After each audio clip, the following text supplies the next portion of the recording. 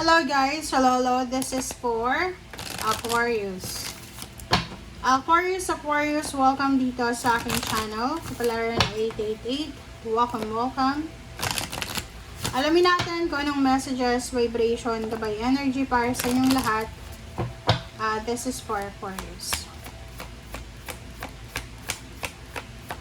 Please comment down below guys if you're resonated.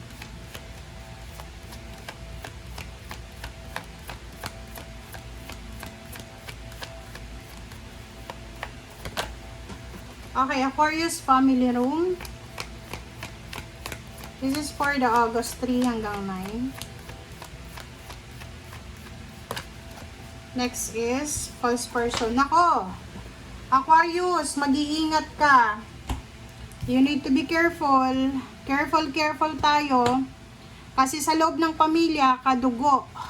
Sabihin nating nanay mo, tatay mo, kapatid mo.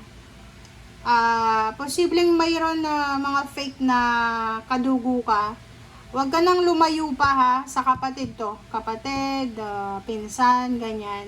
May mga tao na mga fake sila na posibleng malapit sa'yo.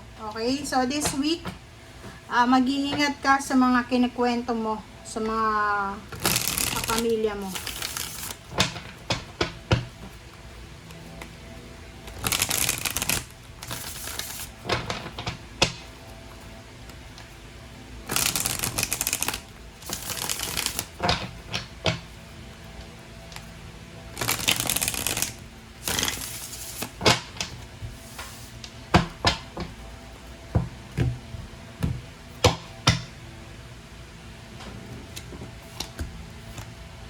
Okay, merong 7 of swords and the hangman. So, yun. This one is false person, fake person. So, sinasabi ng bara sa'yo na you're dealing with a fake person. So, I don't know, pwedeng tungkol ito sa pamilya or pwedeng tungkol ito sa relationship, about sa mga plano mo sa buhay. Sinasabi ng barahan na posibleng hindi matuloy yung mga pinaplano mo kasi na-evil eye na siya. Okay, may mga traitor sa environment mo, may mga traitor sa connection mo.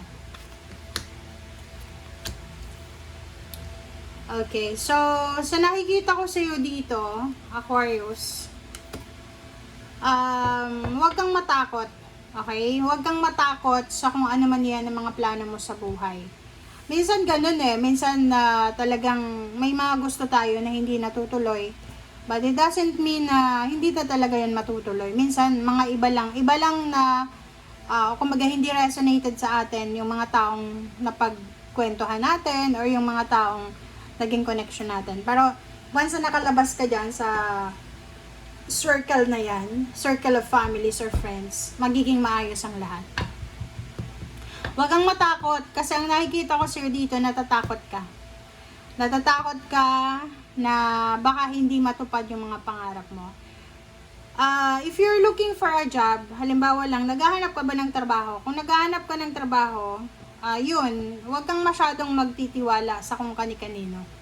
Okay? Kung pupunta ka ng ibang bansa, or kung nasa ibang bansa ka na, kahit na sobrang homesick ka na, huwag kang magtitiwala sa kapwa mo Pinoy.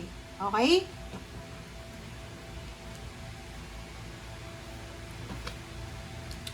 Okay, so dito naman Aquarius, sinasabi ng barahan na by the second half na ng linggo. So sabihin natin this is from Friday or Thursday until Sunday.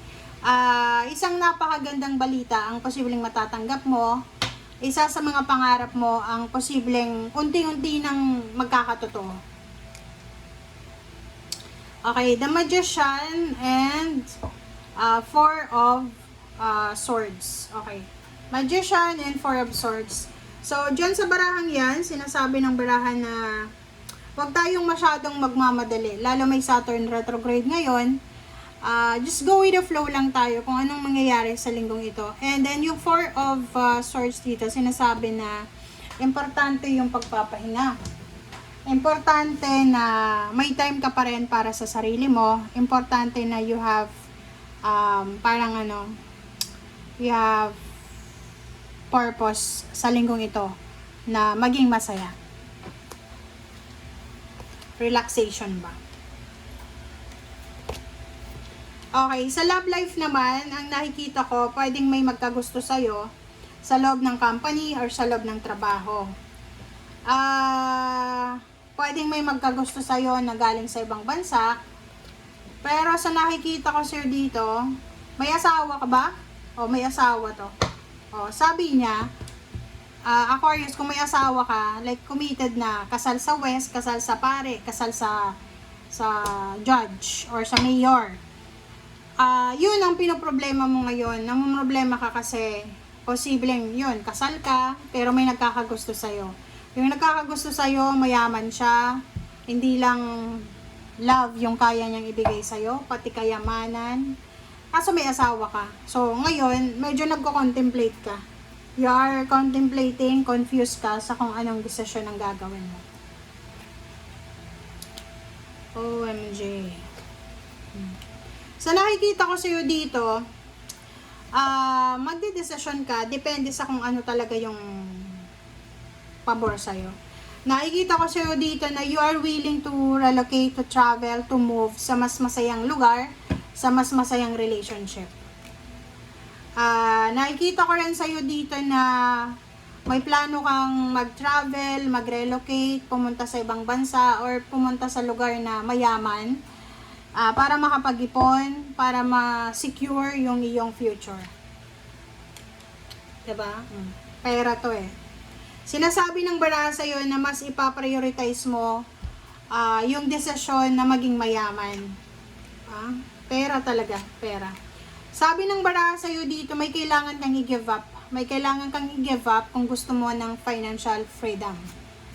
Normal yan guys diba? Like halimbawa, gusto mo ng mayaman na mayaman na buhay. Syempre, maghahanap ka ng mayaman na ng source of income na yayaman ka. Okay na ito, buwans. Sa nakikita ko sa'yo dito, parang magkakaroon ka ng realization na lahat ng mga sacrifices mo, lahat ng pagod mo ay may kapalit pala. Kaso lang, ang linggong ito ay medyo tayo dito, maging careful tayo. Kasi possible na dahil sa Saturn retrograde, may bumalik sa buhay mo. Okay? Kumbaga, ang gagawin natin guys this week, kasi ang Saturn retrograde guys is July hanggang December 10. So, hindi pa tayo ligtas niyan. So, dapat yung mga ginagawa lang natin, puro positibo. Para yung balik sa atin positibo. Lalo na kung yung past mo ay sobrang negative. Okay, so dito sa barang to, sinasabi na huwag tayong magpadalos-dalos. Kung sa relationship ito, huwag kang makikipag-iwalay dahil may bago ka.